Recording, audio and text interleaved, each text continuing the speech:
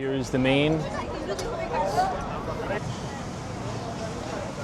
That is on Broad Street.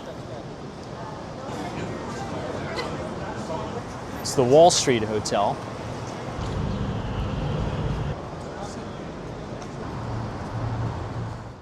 Hey everyone, and welcome to Lower Manhattan.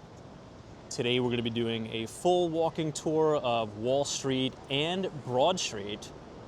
We're currently standing outside of the very famous New York Stock Exchange, as well as Federal Hall. Now, before we get started, I think it's appropriate to set a precedent here and to give a little bit of historical perspective of Wall Street. Now, Wall Street gets its name from a wooden wall that was built by Dutch settlers in the 1600s to protect New Amsterdam, which is now today's Lower Manhattan, from potential attacks. Over time, the wall came down, but the street kept its name. And by the late 1700s, it had become a hub for commerce and finance. On May 17th of 1792, 24 stockbrokers signed the Buttonwood Agreement under a buttonwood tree right here on Wall Street. This pact created a system for trading securities in a more organized way and laid the foundation for what would become the New York Stock Exchange, which we're actually looking at right now.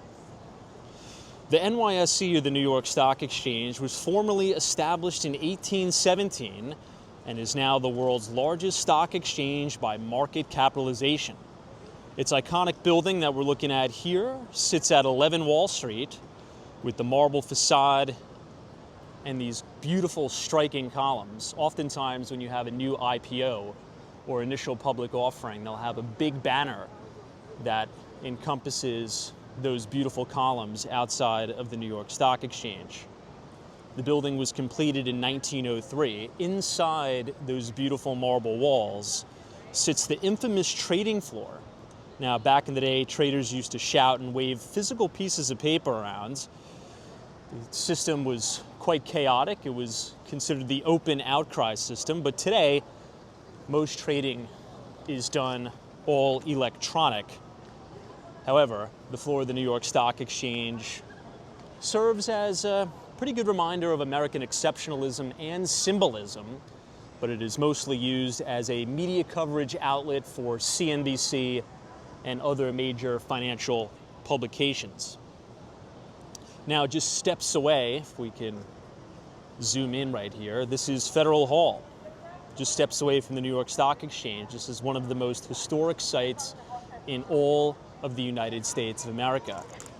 It was the nation's first Capitol building under the Constitution, and George Washington took his oath of office right here in 1789 to become the first president of the United States of America. Now, the current building has this Greek Revival sort of architectural integrity, and Washington's statue sits out front, and it was built in 1842 as a U.S. custom house. Currently, it is all encased in scaffolding, and it is going to remain that way for another 8 years, as the whole restoration project will take a total of 10 years to restore Federal Hall. You can see George Washington right there. I actually used to eat lunch on the steps of Federal Hall back in the day when I used to work down here at 82 Wall Street. Now, Wall Street has become shorthand for the American financial system, including banks, investment firms, hedge funds, and the stock market overall. It is both admired as a symbol of opportunity and wealth creation, but it is also criticized heavily as a symbol of American greed and inequality. Even though most trading is done digitally now, and many financial firms have moved elsewhere, particularly to Midtown Manhattan, Wall Street remains a spiritual and symbolic heart of global finance right here in Lower Manhattan. So without further ado, let's go ahead and get this walk started. Standing outside of the New York Stock Exchange, I think it would be appropriate to quickly check out the Fearless Girl statue, which is one of my favorite things to look at when I'm down here. This statue was originally placed right in front of the Mighty Bull that is on Broad Street. Now it sits right in front of the New York Stock Exchange. This is symbolism for female and women empowerment. Well, you didn't know. Yeah. We're currently on Broad Street where you can get the J and Z trains. But you could also take the 2 train, which is an express train that'll run you right down here. This is the train that I used to take. It goes right from Times Square as well as 34th Street, Penn Station. You can take the express here to Lower Manhattan, the 2 train, and the 3.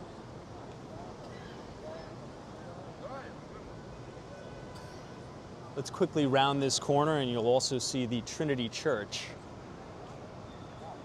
There's so many historical sites down here.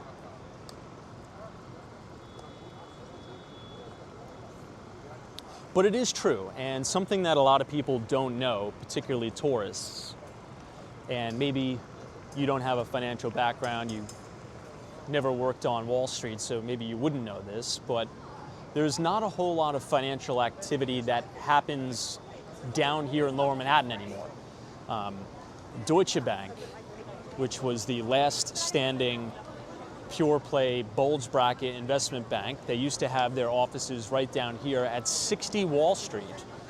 But Deutsche Bank has since migrated uptown and has taken over the former AOL Time Warner Center, which sits at Columbus Circle. That building was developed by Related, who is also developing the Hudson Yards. Now, there's many reasons for this. The most obvious reason being the build out of the internet. As we kind of spoke about before, back in the day before the internet, you used to trade stocks with quite literally physical pieces of paper. So a lot of the broker dealers needed to be down here. But now you can pull up your Robinhood app, your Charles Schwab, your Fidelity app, and quite literally trade millions of dollars worth of stock on a smartphone. So there's really no need for the concentration. Talking about the major investment banks, you could find many of them in Midtown Manhattan on Park Avenue. So when I think of Wall Street, I actually think of Park Avenue. 270 Park Avenue is the newest Class A office tower that is being constructed. It is almost done. It's going to open officially in October of 2025, so in about 2 months. That is going to serve as the global headquarters for JP Morgan Chase. There's going to be about 10,000 employees that work right there on Park Avenue. And all up and down Park, you'll find a lot of the hedge funds, the investment banks, the private equity firms.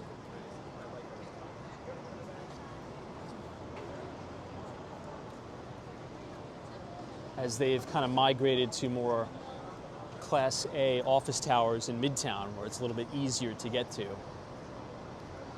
In any event, this is Trinity Church. We're on the corner of Broadway and Wall Street.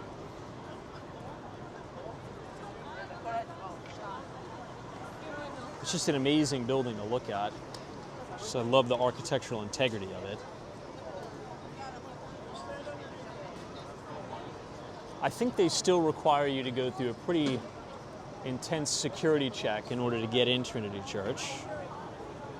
But this is the first church.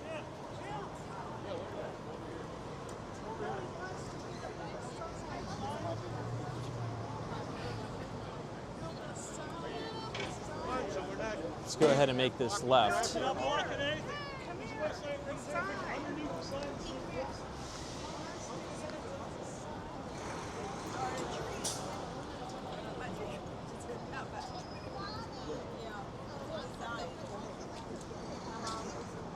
Here you can get the 4 and the 5 trains.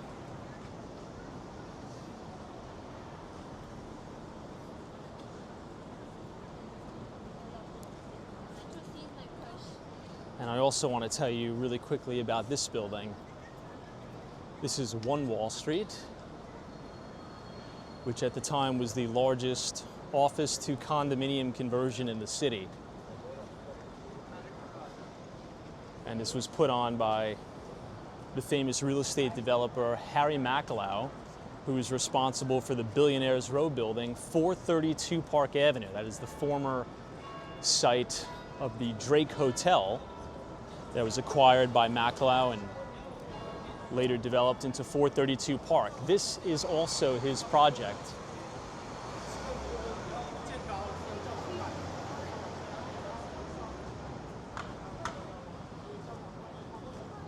This building is pretty incredible. It has the most amazing swimming pool with views of the Statue of Liberty. It also has restaurants, private dining in there. Just a very, very amenity-rich building. However, in my opinion, Harry.Malloy priced that building, let's just say, far too expensive for the neighborhood. You have Billionaires Row pricing in terms of price per square foot here in Lower Manhattan, and it hasn't really been selling well. I think it's only 50% sold. You can see the Whole Foods and the retail here. But it is quite a beautiful building.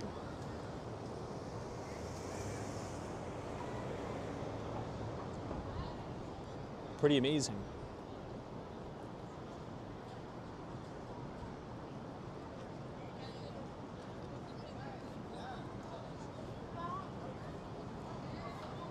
Another interesting fact that's important to note when we're doing a walking tour of Lower Manhattan is kind of piggybacking off of that topic we were just talking about as it relates to a lot of the migration of the major financial firms and investment banks from Lower Manhattan up into Midtown Manhattan, specifically Park Avenue and in and around Times Square, and now even the Hudson Yards. That's left a lot of these older office buildings with very, very high vacancy.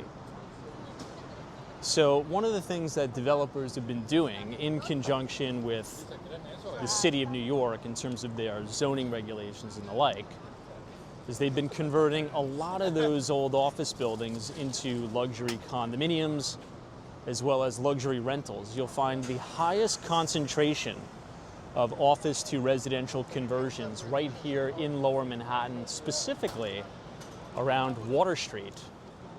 If you go all the way to the end of Wall Street and you just walk that entire duration of Water, you're going to see what appears to be office buildings, but they're actually not. They are conversion projects into luxury rentals and luxury condos. You could even see that all over by Hanover Square as well. I'll give you one more shot at this beautiful Art Deco building. Again, this is One Wall Street.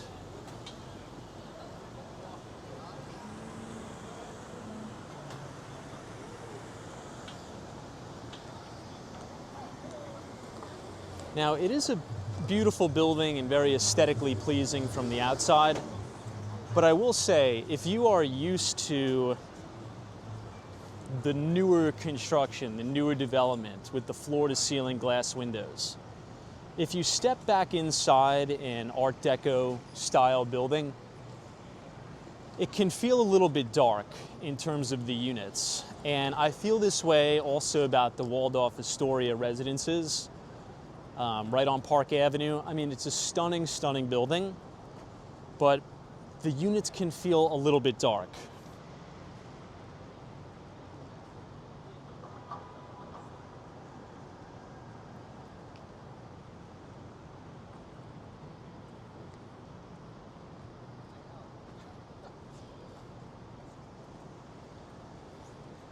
I want to make one quick detour on the walking tour here and bring you all to Zuccotti Park, because it's a very important piece of history to understand when you're talking about Wall Street, particularly the major events that have changed our financial system, such as the great financial crisis of 07-08.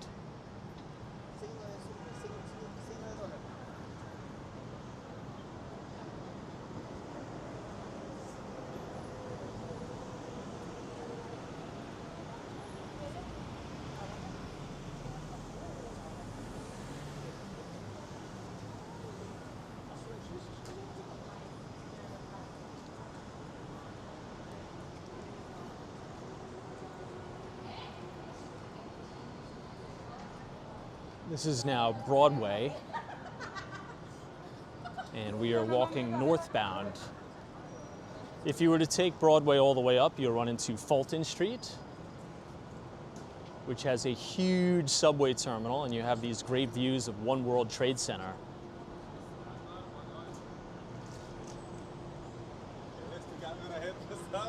Okay, right on the corner of Cedar Street and Liberty Street, on the cross section of Broadway, will bring us Zuccotti Park. Now, why am I bringing you here? Well, this is where the Occupy Wall Street movement officially started. After the 2008 financial crisis, all right here in this park was pretty much a massive encampment of protesters protesting the big bankers, Wall Street executives, after they have crashed the economy during the great financial crisis. Now, I've always kind of joked and said, instead of naming it Occupy Wall Street and kind of being down here, they should have been right over here protesting outside of the Federal Reserve, but that's kind of a story for another time. There's a great mini documentary series that was filmed right here at Zuccotti Park. It's by Reason TV. And if you're interested in some of the history around the financial crisis, what led up to the great financial crisis, check out I Am the 1% on Reason TV's YouTube channel. The host of that mini documentary series is Peter Schiff, who is the CEO and founder of Euro-Pacific Capital and Euro-Pacific Bank, as well as Schiff Gold. And it was filmed right here during the heart of the Occupy Wall Street movement. So check it out.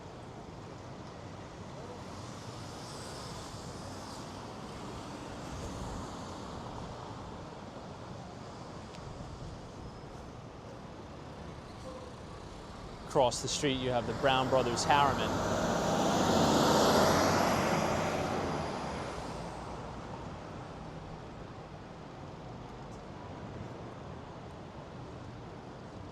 And it wouldn't be a Wall Street, Lower Manhattan walking tour if we didn't also stop at the Federal Reserve.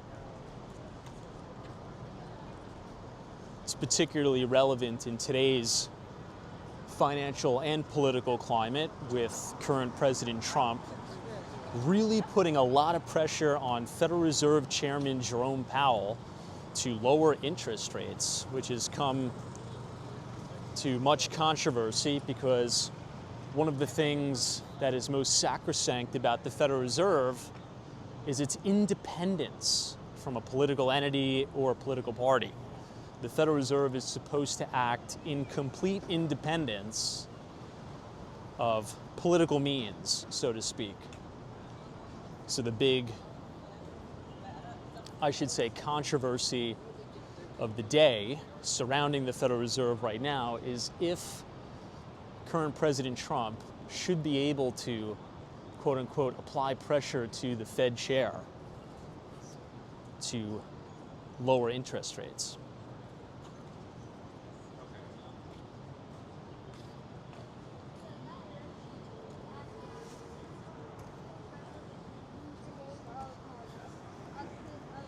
We're about to come up on the corner of Nassau Street.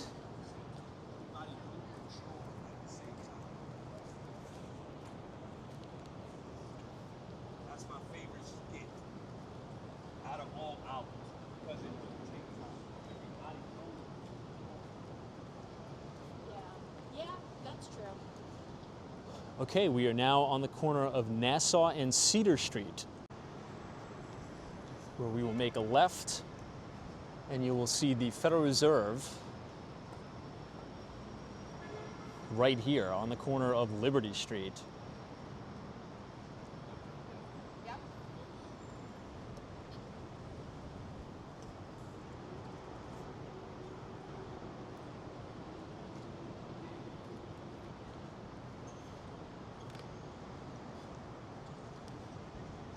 Down here you can see the New York Stock Exchange in the back of Federal Hall.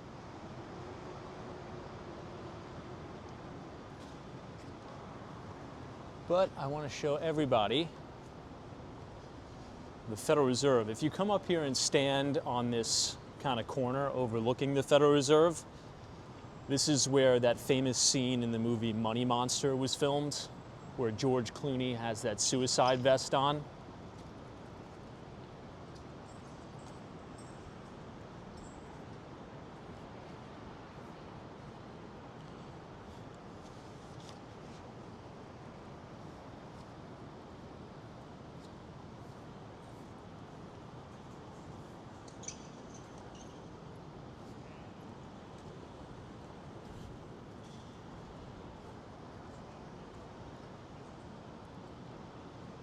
Just really stunning architecture on the Federal Reserve as well. This is the corner of Liberty and Nassau Street. Now, if I could give Federal Reserve Chairman Jerome Powell one word of advice, or a piece of advice, in terms of how to deal with President Trump and a lot of the heat that he's taking, I would say never explain, never regret, and never apologize. Now, many of you are probably wondering what that means. Well, it's actually a very famous quote by a British economist, Ralph G. Hawtrey. And this dates back all the way to 1925, when they were really pushing for the total independence of central banks.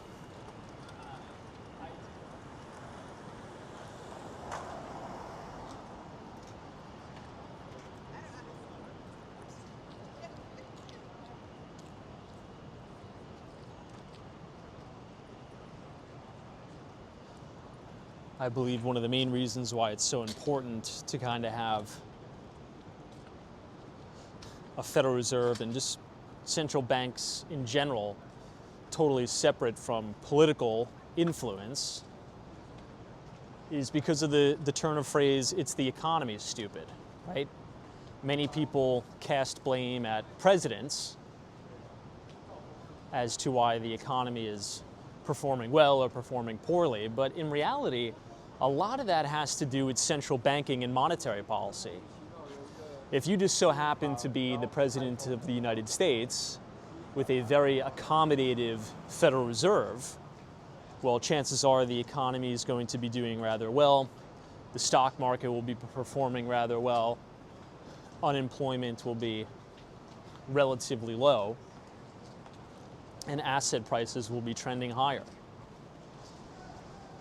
But if you have a very hawkish Fed during your presidency, well, the economy is probably going to go through a much needed recession to either bring down inflation or cool the economy. You could think back to Paul Volcker. He's the one who wiped out the inflation of the 70s. And the only reason why he accepted the job was because he demanded absolute independence from President Jimmy Carter.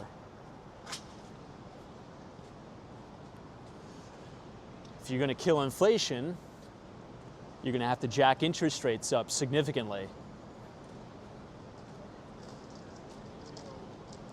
Okay, we will now make a right on William Street.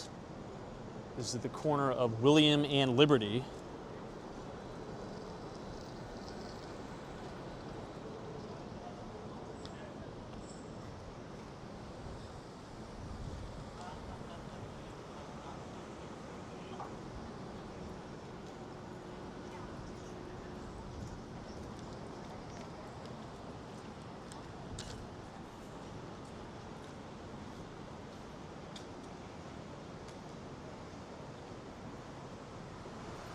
I'm going to point the camera up here, and I want to show you this building. This is the former Deutsche Bank, German investment bank. It trades under the ticker symbol DB. As we've mentioned before, Deutsche Bank is no longer here down on Wall Street. They have taken over the AOL Time Warner Center, and it's now the Deutsche Bank Center.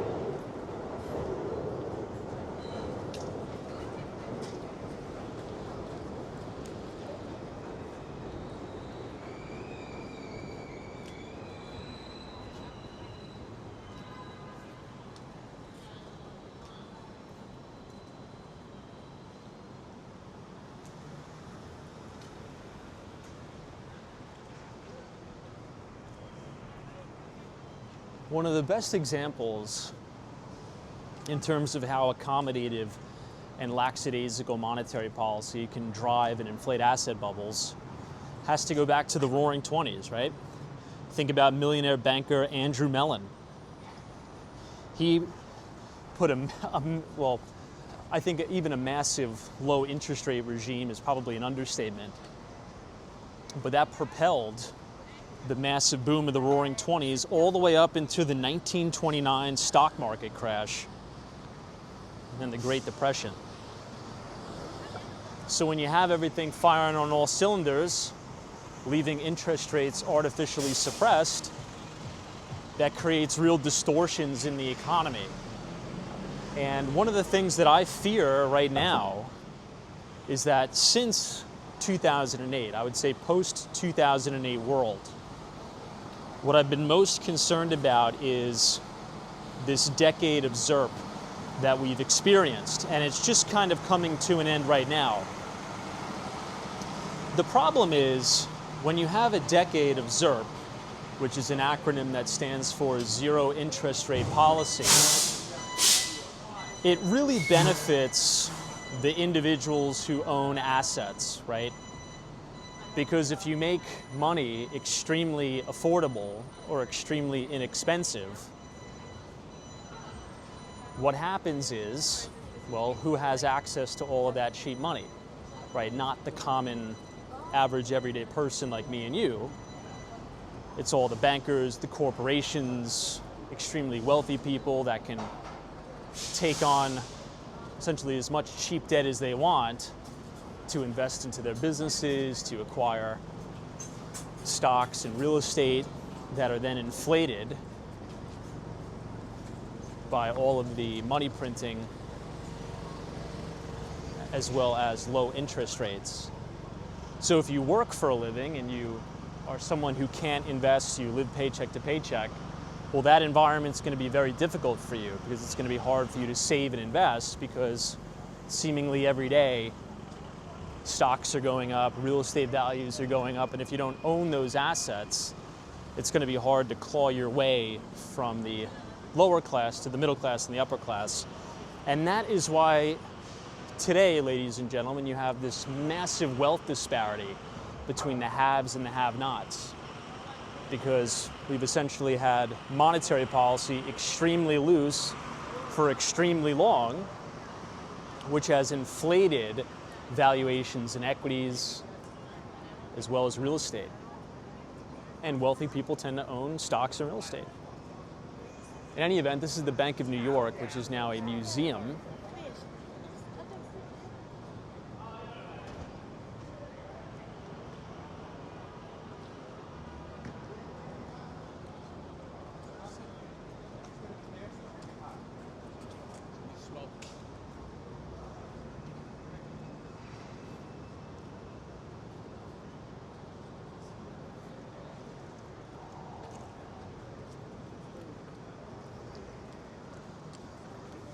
You can see 60 Wall Street is currently totally under construction.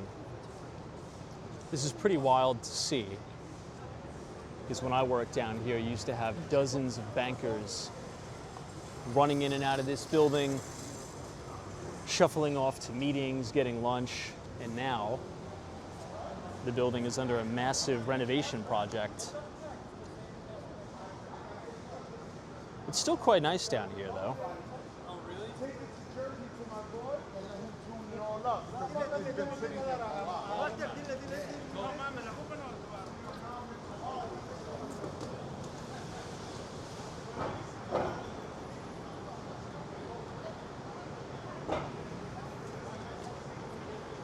So in my view, the moral of the story is you must invest.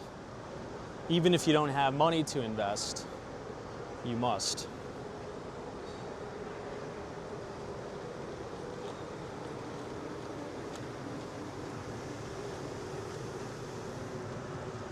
If you just, go on a compound interest calculator, even if you could manage to just save $500 a month, right? Figure out whatever you got to do just to get your hands on $500 a month to save.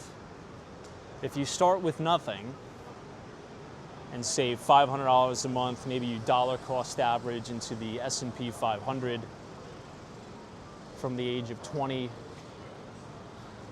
to the age of, I don't know, 70 or 80, at a very simple, modest interest rate of return of 7 or 8%, you're going to be worth a few $1 million by the time you retire. And compound interest really, really starts to get going as you kind of cross that first $100,000 invested. So whatever you got to do to get your hands on that first 100,000, just put your head down and do it. All right, everybody, we are now on the corner of Pearl Street, and we are looking at my old office, which is now a hotel. It's the Wall Street Hotel. And once we cross the street here, we'll check out a very interesting and historical landmark that very few people even pay attention to.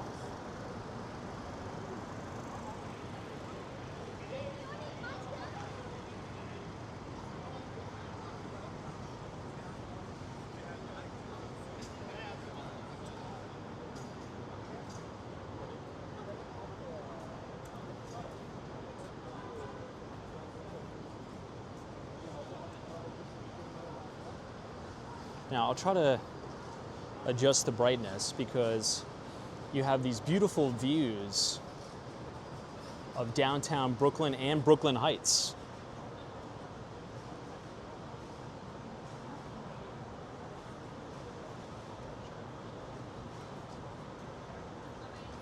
Pretty stunning, isn't it? But this is what I'm really interested in. This right here is the Buttonwood Agreement. So in 1792, right where you're standing, the Buttonwood Agreement was officially signed and executed, establishing the first ever New York Stock Exchange at the time. Pretty cool. I used to work right here and I had no idea it was executed right where we're standing. So if you're traveling down to Wall Street, make sure you come to the corner of Pearl Street and Wall by the Wall Street Hotel. That's one of the most important pieces of financial history in America, in my opinion. And if you ever get a chance to go inside the New York Stock Exchange, they have the original Buttonwood Agreement on display. You could ask them to see it, and you can take a look for yourself.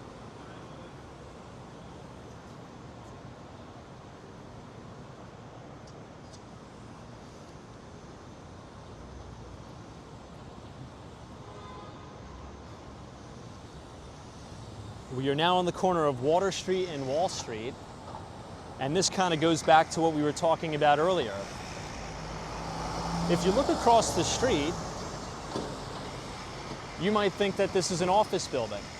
Now, at one time it was. This is 95 Wall Street. It is now luxury apartments that you could rent. And a lot of these buildings up and down Water Street are now being converted into luxury rental apartments. And this is because the vacancy rates have been so high down here. And the zoning regulations allow for a lot of these conversions. However, it's not as easy as it looks, right? It's not like you could just say, oh, look at this office building. I want to convert it into condos or rental apartments. Sometimes it's cheaper and more affordable to demo these buildings and just build brand new ones, because sometimes the floor plates and the floor plans are a little weird. They're awkward. It would cost so much money to do the renovation that if you just allow the demolition costs to come down, It's almost better just to demo the building and just build something brand new.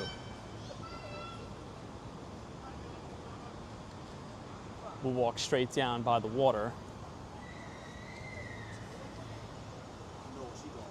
This is cool because you can see the top of the Brooklyn Tower all the way in downtown Brooklyn.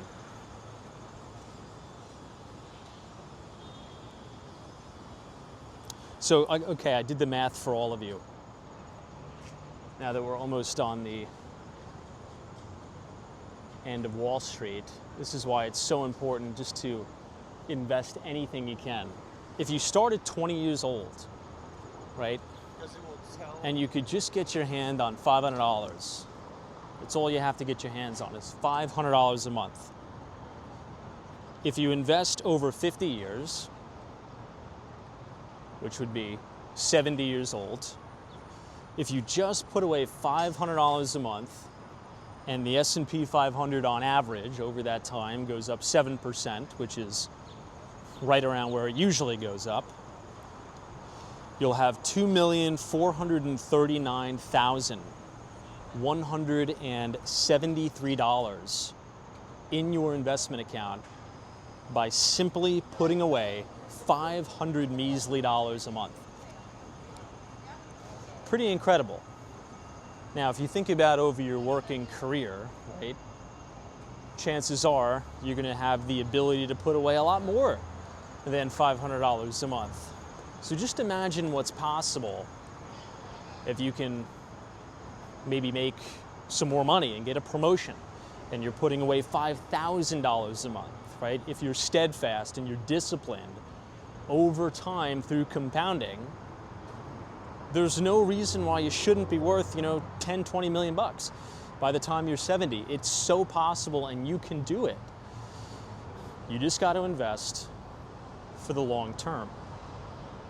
One of my favorite books about the investment business in general was written by John Bogle, or Jack Bogle, who is the founder of Vanguard. Unfortunately, he did pass away, but the book is called The Little Book of Common Sense Investing by Jack Bogle, talking about indexing and just investing over time in a low-cost index fund.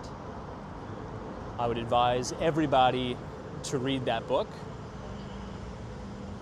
I would also advise everybody read How to Make Money in Stocks by William J. O'Neill, who is the founder of Investors Business Daily newspaper.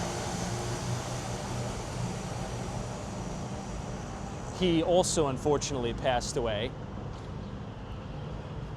But if you're looking to be an active trader or a money manager, my all-time favorite book is Reminiscences of a Stock Operator, based on the life of Jesse Livermore.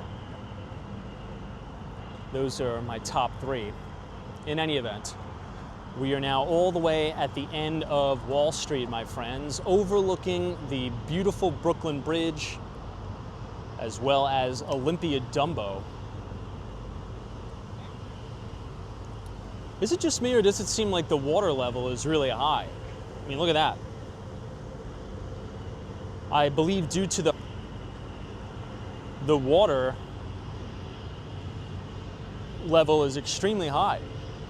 This is crazy. This kind of reminds me of, well, not really, but it reminds me a little bit of Hurricane Sandy, when you had water overflowing onto Wall Street. I mean, all of Lower Manhattan was underwater. This is kind of crazy. It seems like, as I look out, it's almost like the water is chest level with me. It's very strange, but I believe that's due to the hurricane.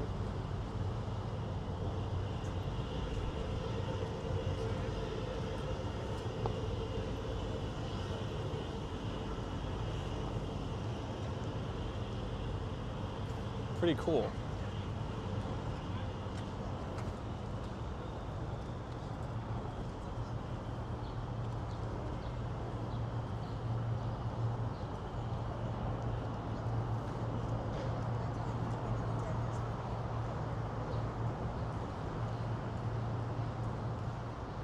This biking path is fantastic down here too. You could bike the entire island of Manhattan If you take a bike and head west, this will take you to West Street as well as Battery Park, and it'll loop you around by Goldman Sachs, which is at 200 West Street, which is a major investment bank.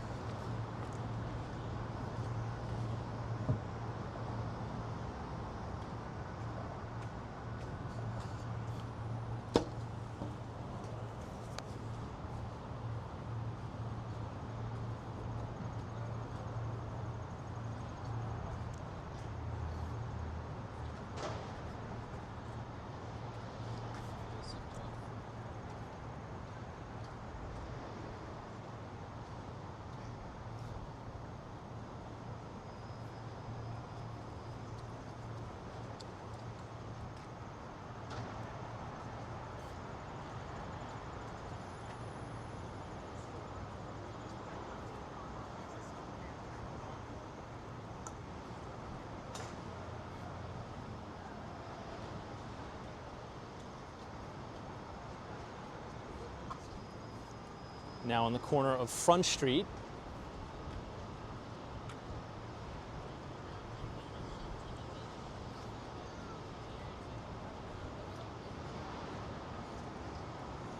An amazing place down here that I always used to frequent is Stone Street. It's a very, very fun nightlife area down here.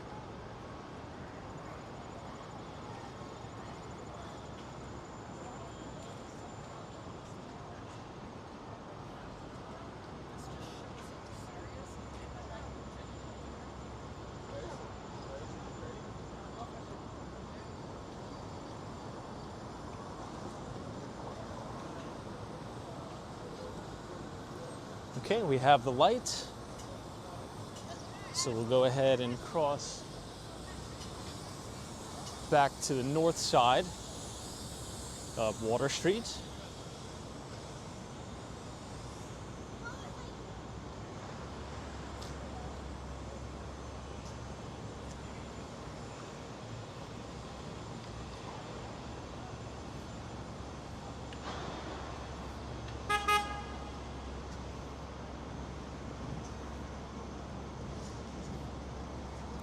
This is 75 Wall Street here.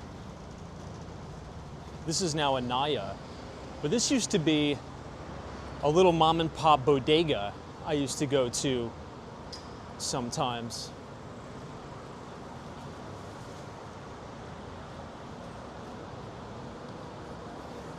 We're going to make a left on Pearl Street.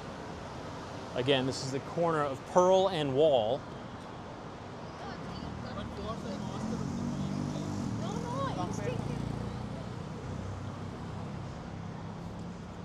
Remember, you have the Buttonwood Agreement that was signed here.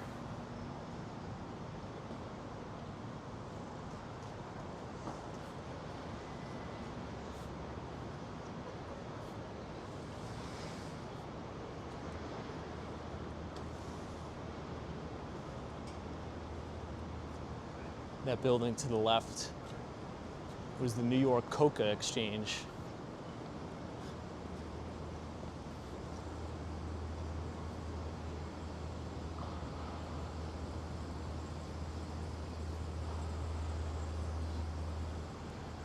One of my favorite bagel spots is also down here by the Delmonico's, Leo's Bagels.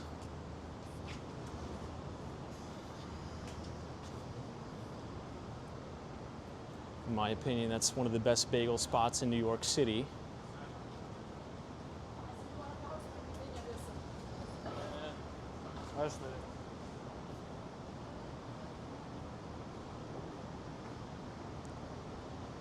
Right in Hanover Square.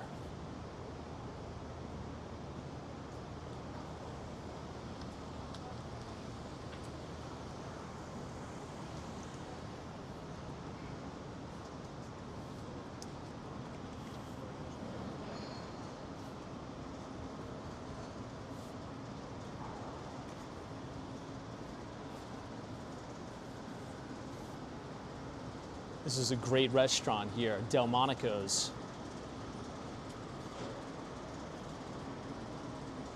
Highly, highly recommend it. It's on the corner of William Street.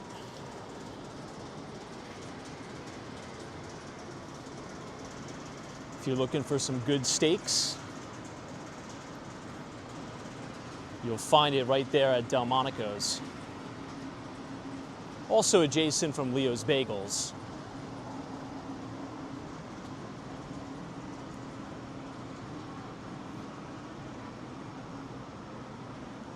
It's in a really nice looking building too.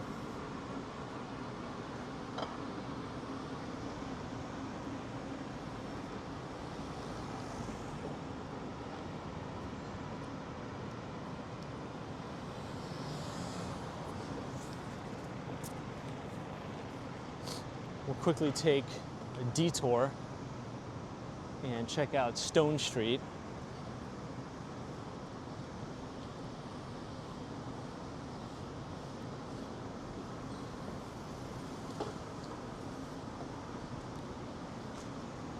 This traffic cop is banging this guy with a ticket.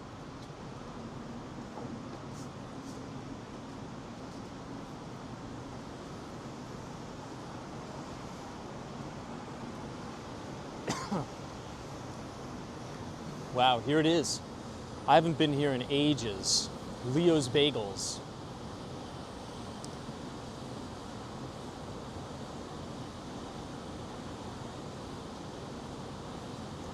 This is a great spot. Okay, now we'll merge onto Stone Street. You have these beautiful Belgian block streets. This is such a fun area, particularly on a Friday night or a Saturday night. You have all the different bars and restaurants.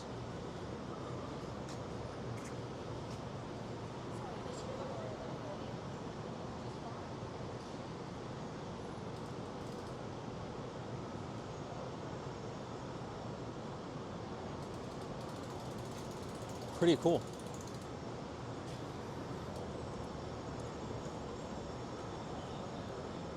Stone Street kind of reminds me of Boston.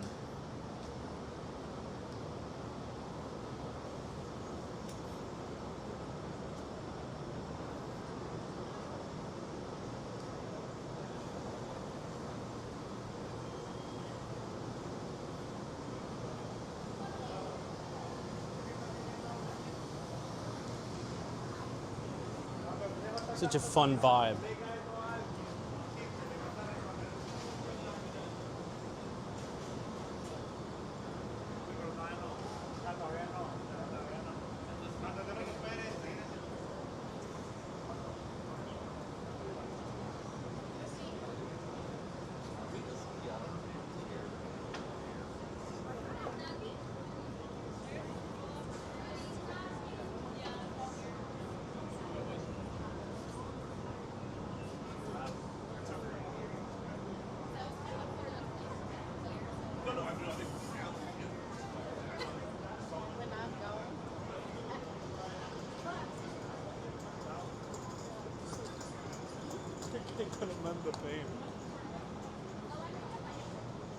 You can see some people enjoying maybe a late lunch. Perhaps they're getting off of work early. But what do you think? This is a really, really cool spot.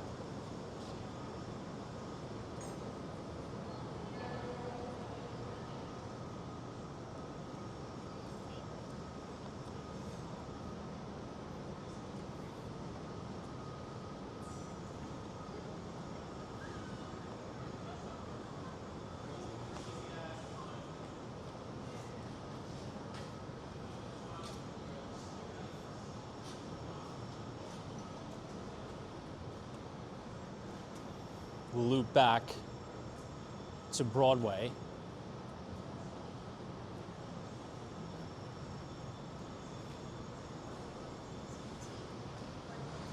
And we will check out the Fearless, or excuse me, we'll check out the Wall Street Bull.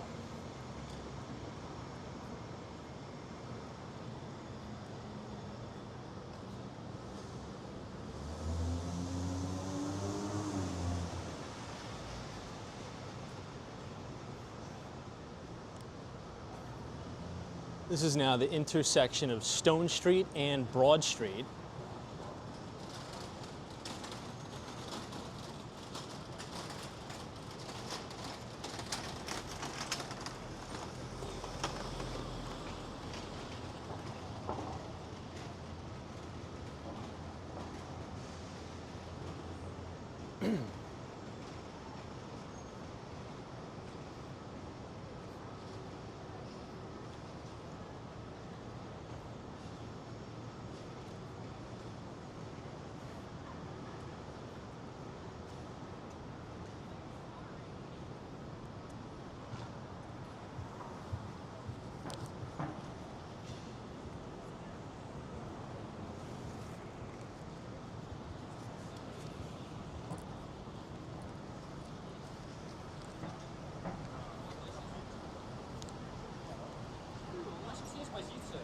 Я ще буду.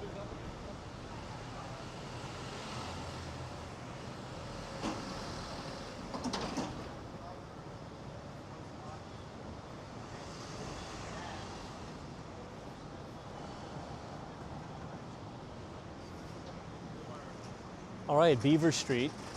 We're going to make a left here. This is the corner of Beaver and Broad Street.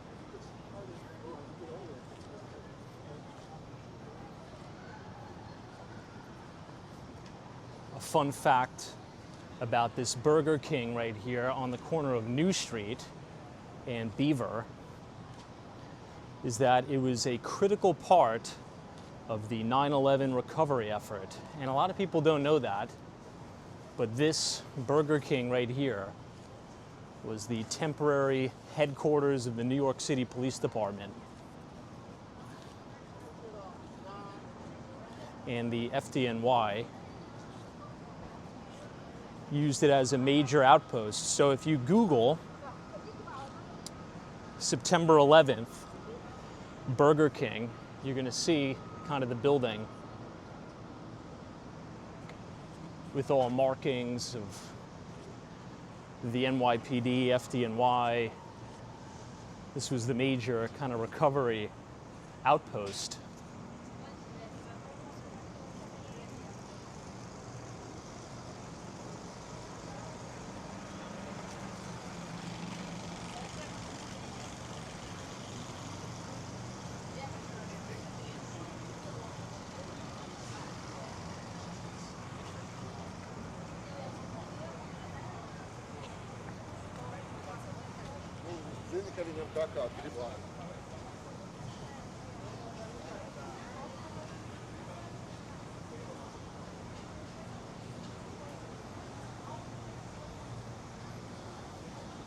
And here we are coming up on Broadway,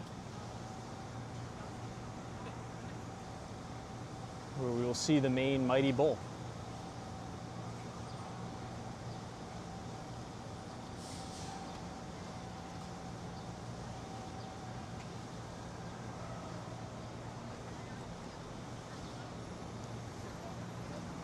Lots of tourists out today.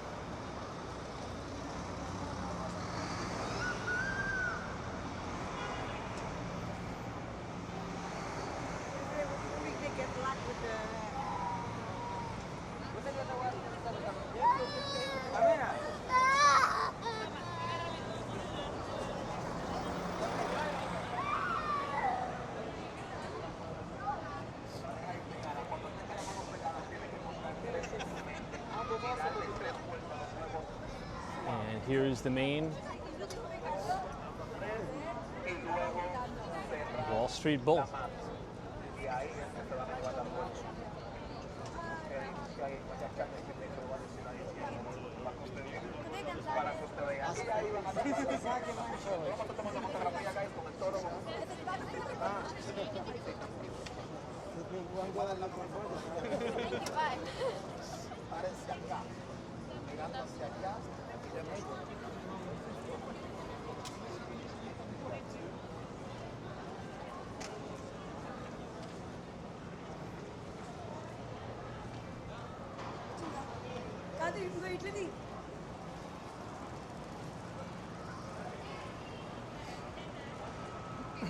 All right, if you guys enjoyed that walking tour of Wall Street and Lower Manhattan, subscribe for more New York City walking tours.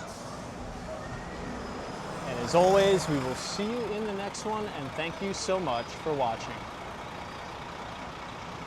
Take care.